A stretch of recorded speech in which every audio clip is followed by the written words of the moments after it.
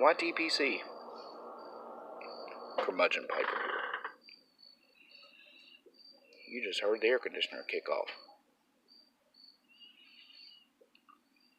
It's the 2nd of December, and it's 70 degrees here in North Carolina.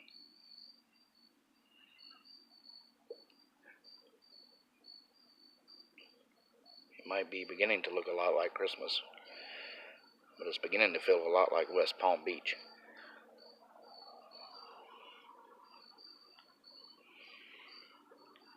Happy first Sunday of Advent. I am smoking my Graybo with some Peterson Christmas 2016. Also drinking Christmas tea.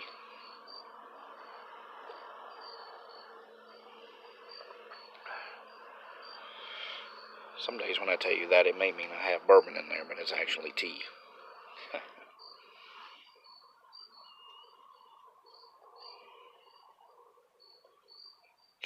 So I step away from making videos for 3 or 4 days, and chaos and mass hysteria ensues around the YTPC. I'm not going to add anything to all that. There's no need to fan the flames any higher. It did get me to thinking about some things, though. Primarily how things aren't always what they seem. Things look different in the light of day than they do in the dark. I don't know why I got to thinking about some things from my childhood, and every summer when I was growing up, my folks would take my brother and I on a trip to Myrtle Beach, South Carolina. That's where we went every year.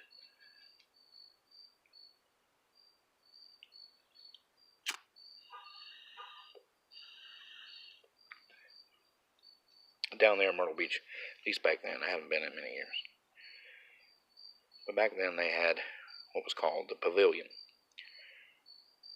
Now, the Pavilion down there in South Myrtle Beach was a fairly good-sized area with an amusement park with all kinds of rides, and there was a boardwalk that went parallel down by the beach, and they also had this large area of video games, arcade games, that kind of thing. And my stepdad really got into playing Skee Ball, or Skee Ball. I've heard it both ways. Now, for those of you who don't know what Skee Ball or Skee Ball is, it's basically a miniature lane, bowling lane, to give you an idea of what it looks like. But it's only about 4 feet wide and about 6 or 7 feet long. And you get 5 or 6 wooden balls when you put your money into the little coin exchange. You get 5 or 6 little round balls, and the object is to take the balls and strategically roll them with some speed down the lane. At the end of the lane is a ramp.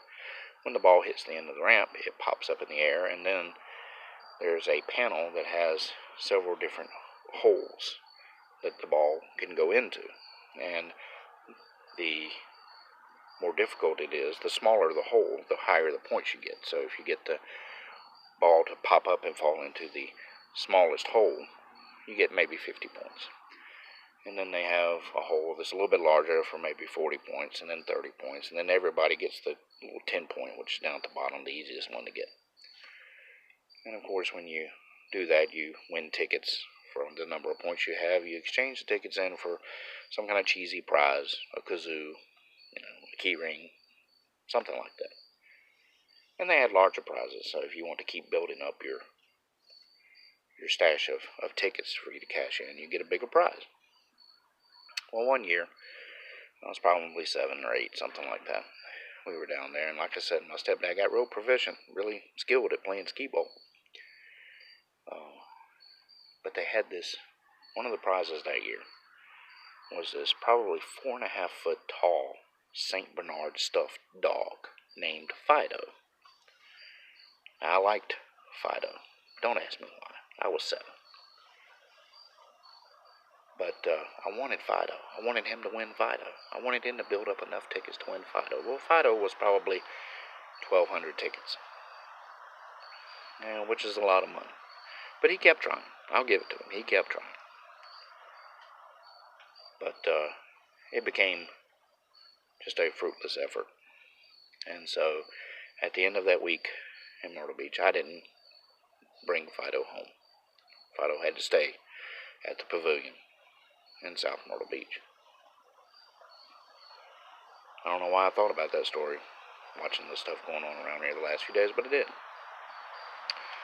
But I told you that story because it also reminded me of a Christmas story. And so if you stayed around this long, this will be a video response to Ole Berg. Ole Berg, love your channel, buddy. He's doing his 1,300 sub giveaway, and he wants a Christmas memory.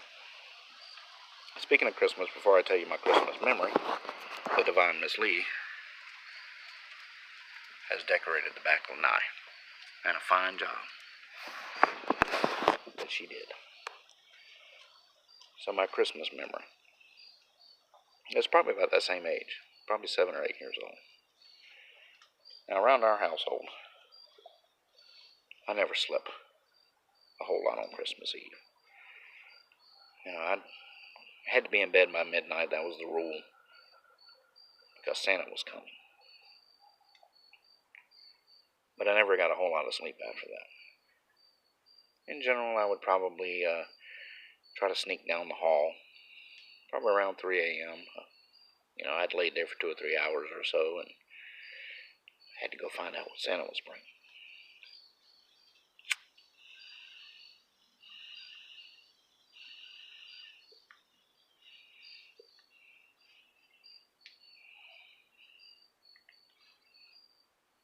So this particular Christmas,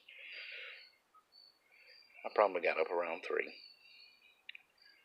tiptoed down the hallway. Now this particular Christmas as well, there was a full moon, as I recall.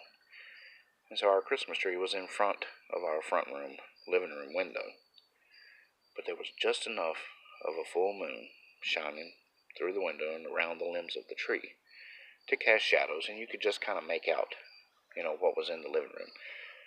We didn't leave the Christmas tree lights on in our house when I was growing up,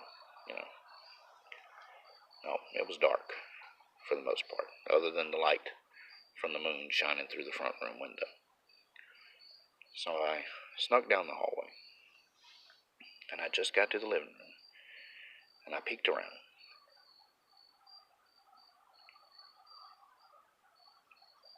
Somebody was sitting in the dark in the front corner of the living room. You can make out what appeared to be a hat on a person sitting in the living room in the dark. Somebody sitting in the living room, probably waiting to see if I was going to get up and sneak down the hallway. But they didn't move.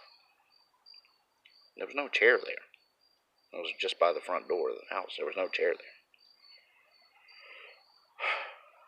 So it scared the shit out of me. Pardon my French. So I started to go back down the hallway towards my bedroom.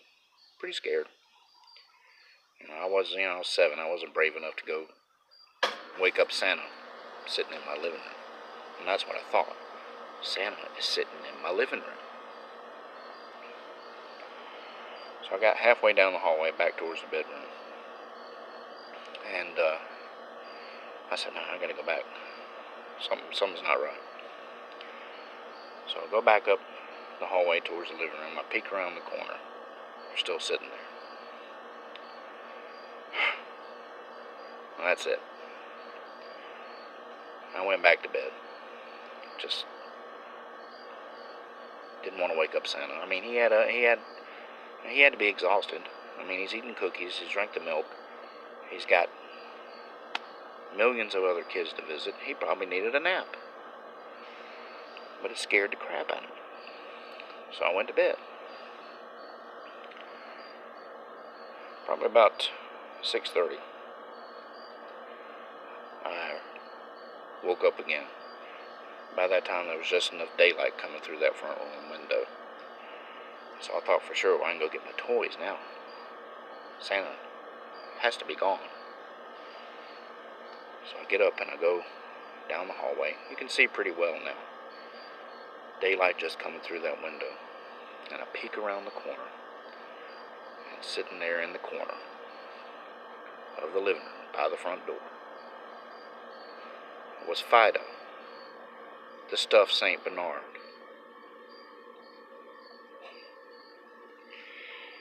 So that was a family story that still goes around these days about how a 4-foot-tall stuffed St. Bernard scared the crap out of me on on Christmas Eve. But it just goes to show you, things always look different in the light than they do in the dark.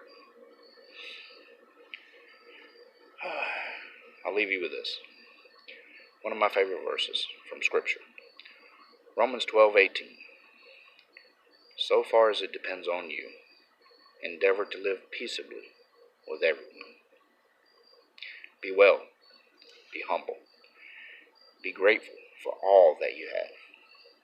I'll see you again soon.